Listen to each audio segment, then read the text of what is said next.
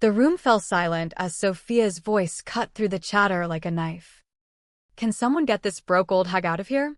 This is supposed to be a classy affair. Laughter erupted from a few corners. Then awkward silence. My son, Michael, averted his eyes, fiddling with his napkin. She didn't even know or care that I was his mother. To her, I was just the unwanted relic. The one she tolerated at family gatherings with a pitying sneer. I rose quietly, smoothed my simple wool coat, and walked out into the crisp Chicago evening without a word. But what Sophia didn't realize was that I wasn't some forgotten widow scraping by on Social Security. I was the silent force behind the tech firm where she strutted around like Queen Bee. And tomorrow, she'd learn the hard way that cruelty has a price tag.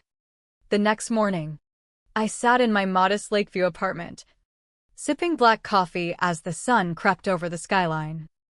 The L train rumbled below, carrying commuters to their daily grind, people like me. Or at least that's what the world assumed. No one suspected that Evelyn Harper, the quiet widow in Unit 4B, held the reins to Harper Innovations, one of the Midwest's top software companies.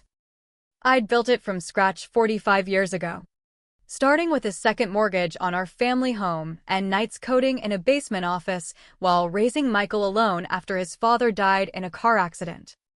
I poured everything into it, skipped vacations, worked through holidays, even sold my wedding ring during the lean years to make payroll. Now, it was a multi-million-dollar empire. But I'd stepped back a decade ago, handing the CEO role to my trusted lieutenant, letting the board think I preferred anonymity. Peace. That's what I craved after all the battles. But peace evaporates when someone like Sophia enters the picture. Sophia had married Michael 8 years back, all charm and ambition wrapped in designer labels.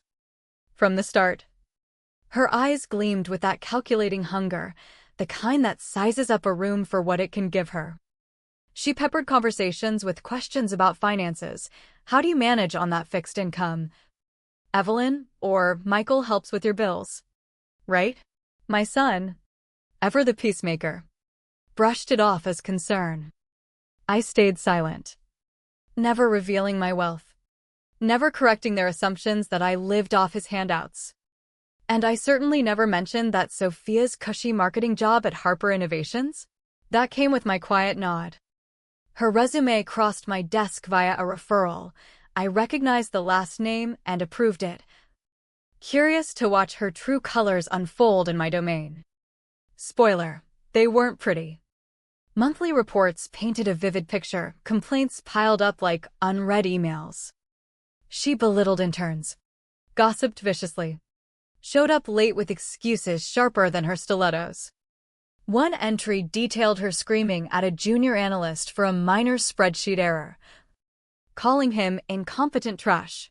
Another noted her threatening to tank a colleague's promotion over a botched coffee run. I observed from the shadows, biding my time. Then came the office visit that sealed it. I slipped in unannounced, as I occasionally did, in my oversized coat and sensible flats, blending in like any retiree dropping by. The younger staff barely glanced twice. On the 4th floor, her voice echoed from a cubicle. These idiots couldn't run a lemonade stand without me. I'll be director by year's end. Maybe even VP if I push hard. She laughed, then lowered her tone. And that old hag Michael's mom? We need to cut her loose. Shows up to events looking like she shops at Goodwill. Embarrassing. I stood frozen in the hallway, her words sinking in like slow poison. Not rage, but resolve. The upcoming birthday dinner for Michael would be her stage and mine. I'd attend. Let her expose herself. Then strike where it hurt, her ego, her power, right in the heart of my company. The build-up had been years in the making. A slow erosion of my spirit that started small but cut deep. Remember my 70th birthday? Michael promised a quiet dinner. Just us. I dressed up in my favorite blouse, the one from his college graduation. But there they were, already seated. Sophia smirking. "Oh, we figured you might not make it, traffic and all." I endured the meal as an afterthought. Barely addressed. At the end. Separate checks. I paid my share and left, tears stinging in the cab ride home. From then on, invitations grew sparse. No babysitting the grandkids. Sophia claimed I was too frail. Family vacations?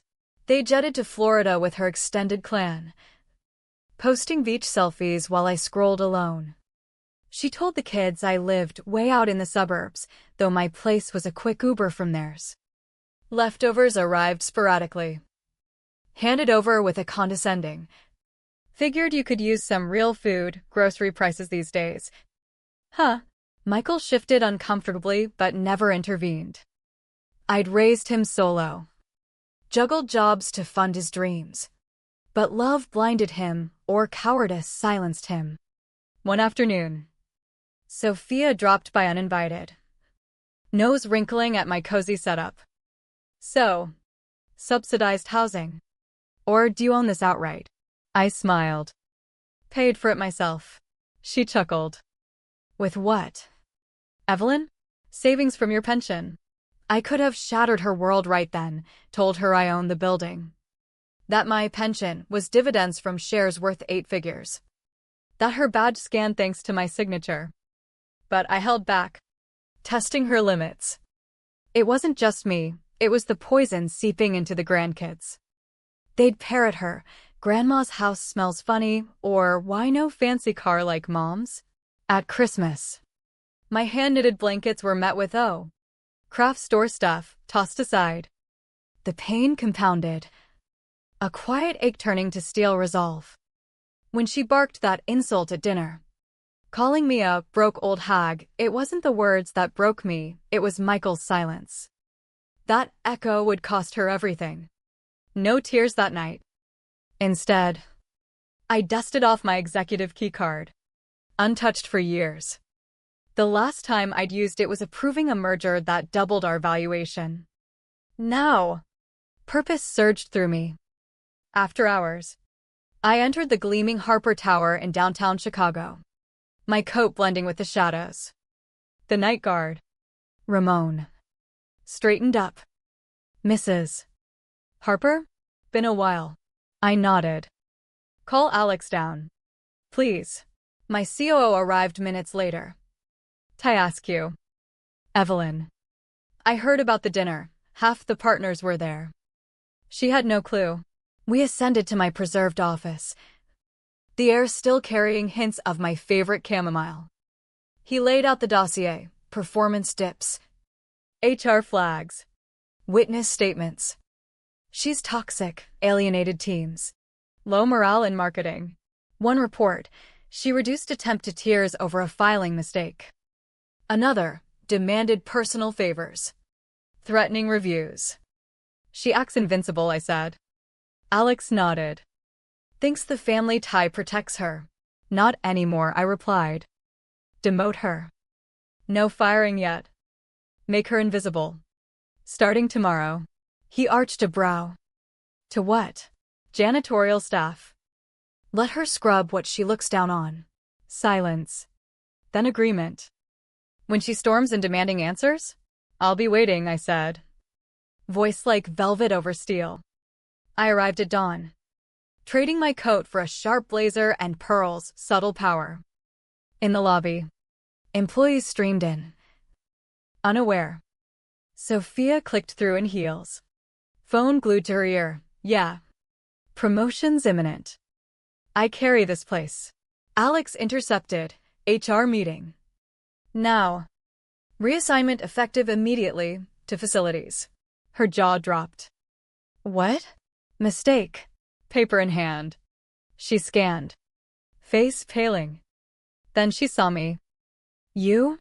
What the hell are you doing here?" I stepped forward. "This is my company, Sophia. Has been since before you could spell ambition." Recognition dawned, horror in her eyes. "You're the founder?" But you're just Michael's mom, the old lady in rags. And your employer for years. You never looked past the surface. I produced the file. This isn't personal, it's professional. Complaints. Warnings. Toxicity. She snatched at it. You can't. I earned my spot. You earn this one, I countered. Whispers spread as Alex escorted her away, her protests fading down the hall. By noon, the building buzzed. Sophia, the former rising star, now pushing a mop cart. Some snickered, others averted eyes as she donned gloves in the basement utility room. I checked in discreetly, not to gloat, but confirm. She scrubbed grout. Knuckles raw. Mascara streaked. Our gazes locked, she froze, then looked away. That evening, peace settled over me like a warm blanket. Michael called the next day, voice strained. Mom, Sophia's a wreck. Says you humiliated her. She did that herself, I said. For years. She belittled me. And you watched. Silence. I didn't realize. You did. You chose not to act. He sighed. What now? Consequences. She learns humility the hard way. Click. No more enabling. 3 days in. Reports trickled up. Sophia sobbed in stalls. Snapped at custodians, only to be shut down. Michael appeared at my door with takeout. I brought Italian, your favorite. We ate. Tension thick. I ignored it all, he admitted. The snide comments. The exclusions. Thought it kept the peace. Peace at my expense, I said. Tears welled. I'm sorry. Mom. For the first time. Forgiveness flickered. The kids visited soon after, their laughter healing old wounds. One whispered, Daddy says you're a boss lady. I hugged him tight.